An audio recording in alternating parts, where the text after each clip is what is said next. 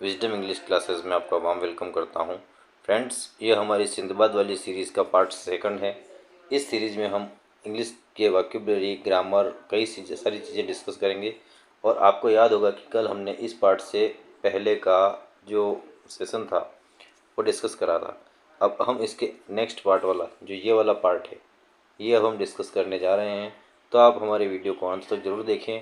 और यदि आप हमारे इस चैनल पर न्यू हैं तो हमारे चैनल को सब्सक्राइब कर बेल के आइकन को प्रेस करना ना भूलें, ताकि हमारे आने वाले वीडियो का नोटिफिकेशन आपको मिलता रहे। तो चलिए दोस्तों, आपका ज़्यादा टाइम वेस्ट ना करते हुए शुरू करते हैं आज का सेशन में क्या कहा गया है आपको मैं पहले रिमाइंड करा देता हूँ कि एक बार की बात है कि एक हिंदबाद नाम का जो व्यक्ति था, वह एक बगदाद नाम के शहर में रहता था। जब वह एक बोझा ढोते ढोते थक गया तो वह एक मकान की दीवार पर आराम करने के लिए बैठा। तभी उसने देखा कि अंदर से काफ़ी कुछ व्यंजनों की खुशबू आ रही है। तो वहाँ पर जब उसने देखा कि यहाँ का जो मालिक है, हो सकता है वो काफ़ी धनाढ़ किस्म का हो, अमीर हो, जो इतने अच्छे अच्छे पकवान बना रहा है। तब वहाँ पर उसने जाते हुए एक नौकर से पूछा कि ये मकान किसका है। तो उस नौकर ने उसे जवाब दिया कि आपको नहीं पता, ये यहाँ के सबसे बड़े और सबसे रईस इंसान सिंदबाद का मकान है। इसके बाद उसने कहा कि वह लगभग 7 बार समुद्री यात्राएं कर चुके हैं और वो बहुत ही अच्छे इंसान हैं।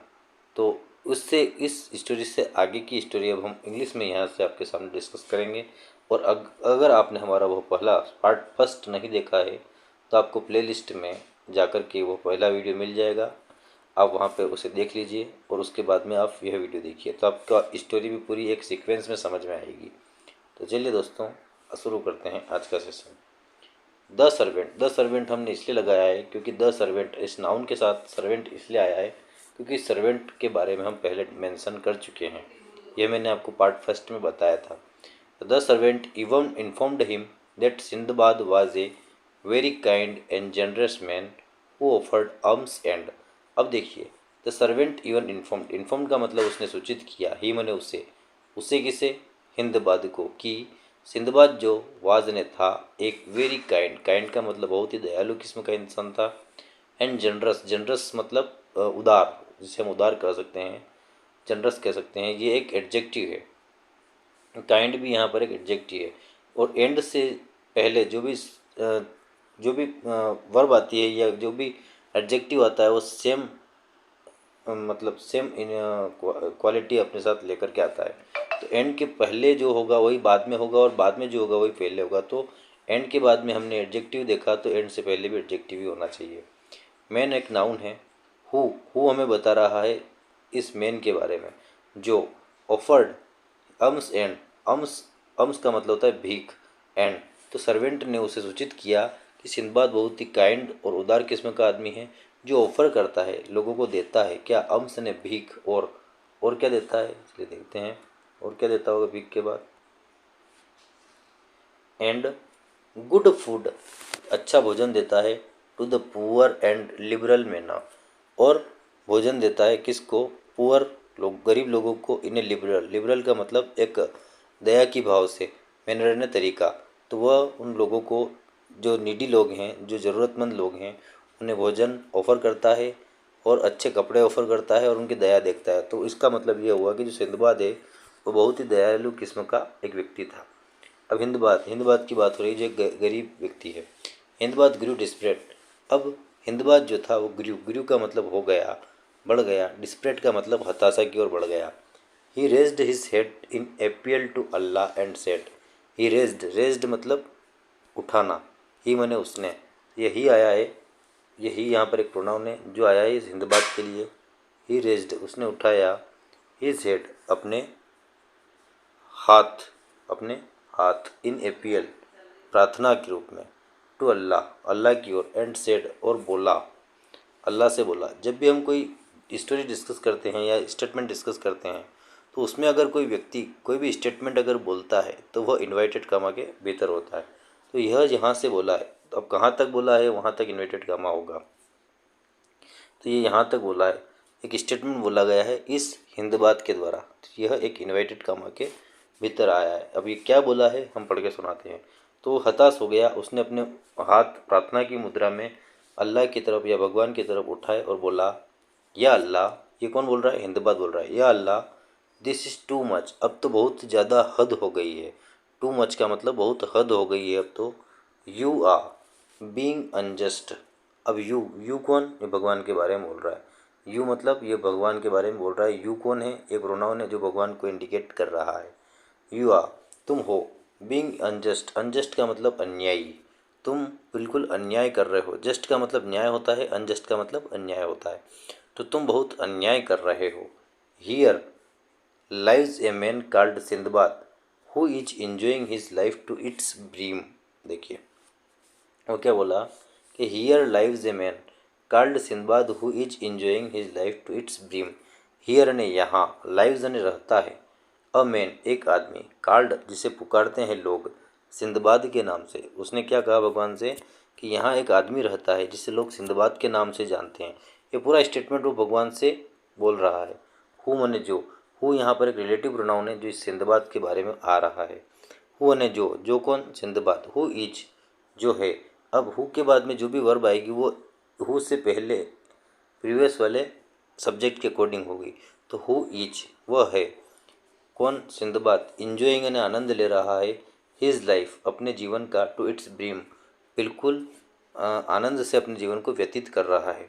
ब्रीम मतलब पूरी तरीके से, फुल्ली, अच्छे तरीके से, बिल्कुल फुल्ली तरीके से अपने जीवन के, अपने जीवन आनंद जीवन जी रहा है, मतलब आनंद के तरीके से जीवन जी रहा है। अब वो खुद के बारे में बोल रहा है। I toil hard throughout the day and find it difficult to feed the family. अब ये बोल रहा है कि आई किसके बारे में? हिंदबाद के बारे में, खुद के बारे में बोल रहा है। टोइल का मतलब होता है परिश्रम करना, हार्ड यानी कठिन। अब बोल रहा है आई टोइल हार्ड, मैं कठिन परिश्रम करता हूँ। थ्रो आउट द, ये प्रेजेंट सिंपल टेंस का सेंटेंस है। आई के साथ प्लूरल वर्ब के साथ क्रिया के पहले रूप लगता है, उसमें एस नहीं लगता है। तो आई के साथ टोइल जो है वो क्रिया का फर्स्ट रूप है। तो वो बोल रहा है आई टोइल हार्ड, मैं कठिन परिश्रम करता हूँ। थ्रू आउट द डे, पूरे दिन। थ्रू आउट डे का मतलब बिल्कुल पूरा, द डे यानी दिन, एंड और find it difficult to feed the family, और पाता हूँ, और पूरे दिन मेहनत करने के बाद भी मुझे फाइंड इट ने यह कौन? काम, पाता हूँ, डिफ़िकल्ट यानी कठिन, टू फीड द फैमिली, और पूरे दिन काम करने के बाद भी मुझे बहुत कठिन मेहनत करना पड़ती है अपने परिवार को पालने के लिए, फीड करने के लिए। यह स्टेटमेंट यहाँ तक इसके द्वारा कहा गया है। फिर से एक बार डिस्कस कर लेते हैं कि हिंदबाद के द्वारा क्या स्टेटमेंट कहा गया है। हिंदबाद बोलता है और वो हताश हो जाता है, वो भगवान की ओर अपने हाथ प्रार्थना की मुद्रा में उठाता है और बोलता है, हे भगवान, बहुत ज़्यादा हद कर दी तुमने, तुम बहुत अन्यायी हो। यहाँ एक आदमी रहता है जिसका नाम सिंदबाद है, और वो बहुत अपनी लाइफ को अच्छे से जी रहा है, और मैं पूरा दिन मेहनत करता हूँ, उसके बाद मैं अपने परिवार का पेट गुजर बसर बहुत ही मुश्किल से कर पाता हूँ। हिंदबाद बोल रहा है, हिंदबाद कंप्लेंट टू गॉड। अब ये हिंदबाद ने क्या करा? कंप्लेंट करी, शिकायत करी। किससे? टू गॉड से, भगवान से शिकायत करी। The Allah and the stumped his feed angrily with utter detection. अब देखिए उसने क्या किया, भगवान से हिंदबाद ने कंप्लेंट, यहाँ पर एक वर्ब है, कंप्लेंट करा टू गॉड, भगवान से। द अल्लाह, अब यहाँ पे अल्लाह के बारे में द इसलिए लगाया है क्योंकि अल्लाह एक गॉड है, इसलिए उसके साथ में गॉड के साथ में जो भी आर्टिकल आता है वो द आता है।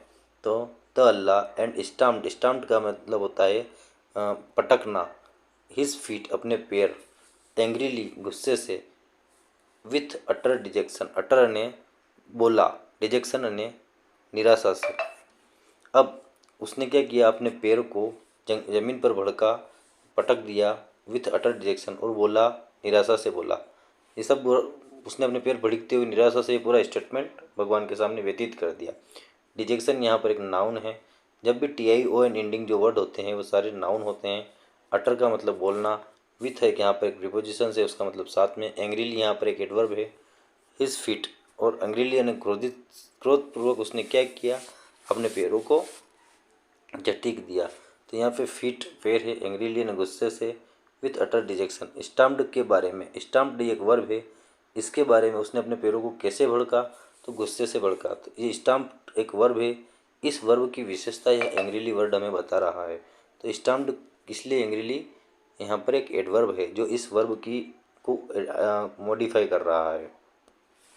चलो ठीक है, आगे बढ़ते हैं। विद अटर डिजेक्शन, उसने पूरी निराशा से ये बात बोली और अपने पैरों को जमीन पर पटक दिया। ही कस्ड हिमसेल्फ, कस्ड का मतलब होता है श्राप देना, मतलब खुद को बुरा कहना, खुद के बारे में गंदी भावनाएं रखना। तो ही मैंने उसने किसने? हिंदबाद ने। कस्ड ने बुरा भला कहा, हिमसेल्फ ने खुद को। हिमसेल्फ यहाँ पर एक रिफ्लेक्सिव प्रोनाउन है, जो खुद के बारे में बोली जाती है जो चीज़, उसे हम रिफ्लेक्सिव प्रोनाउन कहते हैं। तो ही कस्ड हिमसेल्फ, उसने खुद को बुरा भला कहा, एंड हिज फेट, और अपने भाग्य को भी। Hindbad was brooding over himself, अब हिंदबाद जो था ब्रूडिंग यानी निराश हो गया था, हताश हो गया था, चिंता में डूब गया था। ब्रूडिंग का मतलब चिंता। तो हिंदबाद वाज ब्रूडिंग, वह बहुत चिंतित हो रहा था, ओवर हिमसेल्फ, खुद के बारे में। अब उसने क्या कहा? खुद के बारे में बहुत ही ज़्यादा तनाव ले रहा था, खुद के बारे में अपने भाग्य को कोस रहा था कि तूने एक के जीवन में इतनी अच्छी चीज़ें दी और दूसरे के जीवन में इतनी बुरी चीज़ें दी, ऐसा क्यों? उसका नाम सिंदबाद है और मेरा नाम हिंदबाद है। तूने सिंदबाद को सब कुछ दे दिया लेकिन मुझे हिंदबाद को कुछ नहीं दिया। ये वो खुद के बारे में ऐसा सोच सोच कर बहुत दुखी हो रहा था, बहुत चिंतित हो रहा था, ओवर हिमसेल्फ, खुद के बारे में। When a servant emerged from the mansion, तभी, वेन का मतलब तभी, अ सर्वेंट एक जो नौकर था, अब ये कोई दूसरा नौकर है, इसलिए यहाँ पर हमने द सर्वेंट का यूज़ नहीं किया, क्योंकि ये जो नौकर है ये वह नौकर नहीं है जिसके बारे में हम पहले बात कर चुके हैं। वो नौकर अलग था और यह नौकर अलग है, इसलिए यहाँ इस पैसेज में ये नौकर पहली बार आया है, इसलिए हमने इसके साथ अ डिटर्मिनर का यूज़ किया है। तो उसने कहा, अ सर्वेंट इमर्ज्ड, इमर्ज्ड ने दिखाई दिया फ्रॉम द मेंशन, मेंशन का मतलब होता है महल, उस मेंशन से बाहर आता हुआ दिखाई दिया। ही हेल्ड हिज आर्म, ही मने वह, उसने, किसने? इस सर्वेंट ने, ही आया है इस सर्वेंट के लिए। हेल्ड ने पकड़ा, हिज आर्म, हिज ने किसकी आर्म? हिंदबाद की। आर्म ने भुजा को पकड़ा।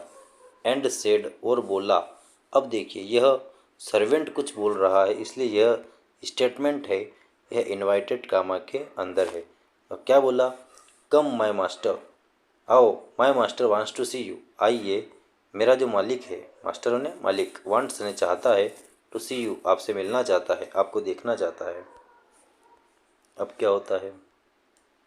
उसने कहा मेरा मालिक आपसे मिलना चाहता है। हिंदबाद वाज टेरिफाइड, हिंदबाद जो था वाज टेरिफाइड, भयभीत हो गया था।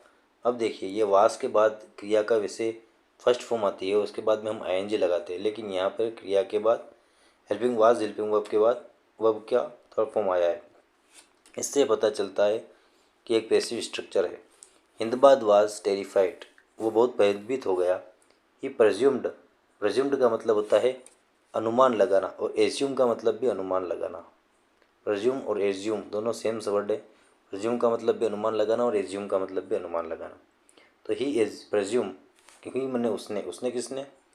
हिंदबाद ने। तो ही यहाँ पर एक प्रोनाउन है, प्रज्यूम्ड यहाँ पर एक वर्ब है और सेकेंड फॉर्म है। तो ही प्रज्यूम्ड, वो उसने अनुमान लगाया, दैट की, दैट यहाँ पर एक कंजक्शन का काम कर रहा है जो दो सेंटेंस को आपस में जोड़ रहा है।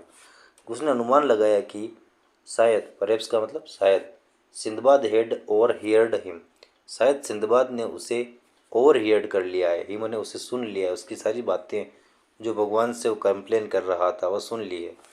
Had overheard him and wanted to punish him for being envious to him, और शायद पनिश करना चाहता होगा मुझे, क्योंकि for being envious to him, क्योंकि मैं उससे ईर्ष्या कर रहा था, उससे बुरा बुरा बोल रहा था, इसलिए हो सकता हो कि सिंदबाद मुझे सज़ा दे और मुझे पनिश करे, या मुझे कोई भी ऐसी एक्टिविटी करे जो मुझे पसंद ना हो, क्योंकि मैंने उसकी बुराई करी और उसने मेरी सारी बातें सुन ली। ही कौन? हिंदबाद। वाज रिलक्टेंट, मतलब मना कर रहा था, उसे इच्छा नहीं थी, अनिच्छा, रिलक्टेंट का मतलब अनिच्छा, इन्वेस का मतलब ईर्ष्या, पनिश का मतलब सजा। आप सभी नोट करते जाइएगा, एक डायरी और नोटबुक लेकर के बैठिएगा, उसमें इन सारी वोकेब को नोट करते जाइएगा और ग्रामर को भी नोट करते जाइएगा। तो ही मने वह कौन? वाज रिलक्टेंट, वह बिल्कुल उसकी इच्छा नहीं थी, टू गो इनसाइड, अंदर जाने की। कहाँ? महल में। जो नौकर उसे अपने महल में ले जा रहा था ना, तो उसके साथ उसकी कोई इच्छा नहीं थी कि वो अंदर जाए। एंड स्टार्टेड मेकिंग एक्सक्यूजेस, तो उसने स्टार्टेड ने शुरू कर दिया, मेकिंग यानी बनाना, एक्सक्यूज यानी बहाने। तो उसने क्या किया कि बहाने बनाना शुरू कर दिया। ही सेड, वह बोला, किससे बोला? नौकर से बोला। ही कौन? हिंदबाद। फिर से ही यहाँ पे एक प्रोनाउन है। I have a bundle of load to carry, मेरे पास एक बंडल है, एक बहुत बड़ा बंडल है, टू लोड, जो लोड हो चुका है, टू कैरी, और मैं उसे ले जाने के लिए आया हूँ। विच आई कांट लीव, मैं उसे अकेला नहीं छोड़ सकता। लिस्ट इट में बी स्टोलन, और हो सकता है कि वह चोरी हो जाए। इट में यानी संभावना के लिए जब हम ये का यूज़ करते हैं तो संभावित बात होती है, निश्चित बात नहीं होती है। कैन का यूज़ जब हम करते हैं तो एक निश्चितता के उसको शो करने के लिए किया जाता है। लेकिन जब हम मे का यूज़ करते हैं तो इसका मतलब भी सकना ही होता है, लेकिन उसका मतलब हम संभावना को व्यक्त करने के लिए करते हैं। जैसे कि हो सकता है ऐसा हो सकता है बरसात हो सकता है आज आंधी आए, इसलिए वहाँ पर हम मे का यूज़ करते हैं। तो दोस्तों, इस स्टोरी को के माध्यम से आपको इंग्लिश के वोकेबलरी, ग्रामर और काफ़ी कुछ डिफ़िकल्ट वर्ड समझ में आए होंगे। इससे नेक्स्ट स्टोरी हम अगले सेशन में पढ़ेंगे। और अगर आपको हमारा ये वीडियो अच्छा लगा हो तो इसे अपने दोस्तों के साथ शेयर कीजिए। और अभी तक अगर आपने हमारे चैनल को सब्सक्राइब नहीं किया है तो हमारे चैनल को सब्सक्राइब कर बेल के आइकन को प्रेस करना ना भूलें, ताकि हमारे आने वाले वीडियो का नोटिफिकेशन आपको मिलता रहे। मिलते हैं नेक्स्ट वीडियो में। Thank you very much.